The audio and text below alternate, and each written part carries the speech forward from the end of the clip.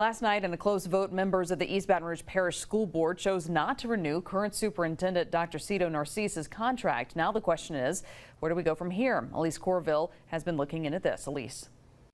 It's with that 5-4 vote, it's back to the drawing board for the members of the EBR School Board. After a long, often heated debate, disrespect in this room will not be tolerated. This is a place of business on behalf of this community.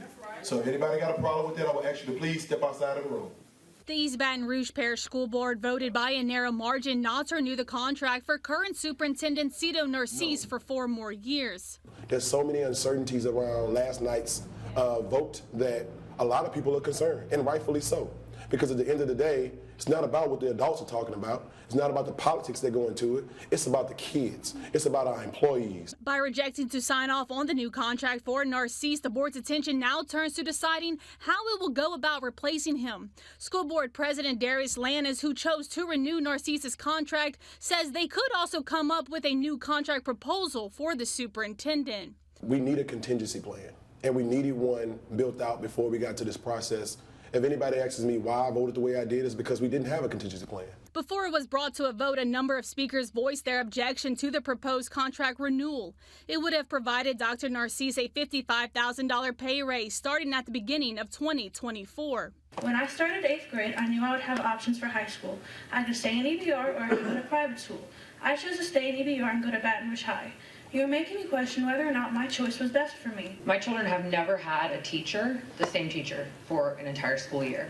You have to look at the whole financial picture, and this is an outrageous expense. This comes after a pretty rocky start to the school year after a strike by bus drivers within the district and lingering requests for more pay raises for teachers, employees, and support staff. All things that led District 6 School Board member Nathan Russ to vote against the renewal. My thought process on this decision has gone back and forth.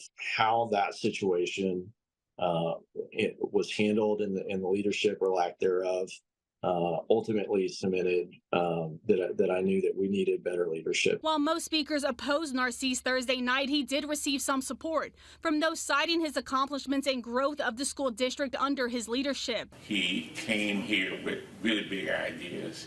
He met with community folks. He set sort of this pathway for success. While some said the shortfalls of the district are not an accurate reflection of Narcisse as a leader. Yes, there's room for growth. Yes, transportation is an issue, but those are areas that we all have to work on. Let's take responsibility for where we are and not put it all in his chair and on his shoulders. Let's work collectively together. And the superintendent's contract is set to expire in June. Thank you.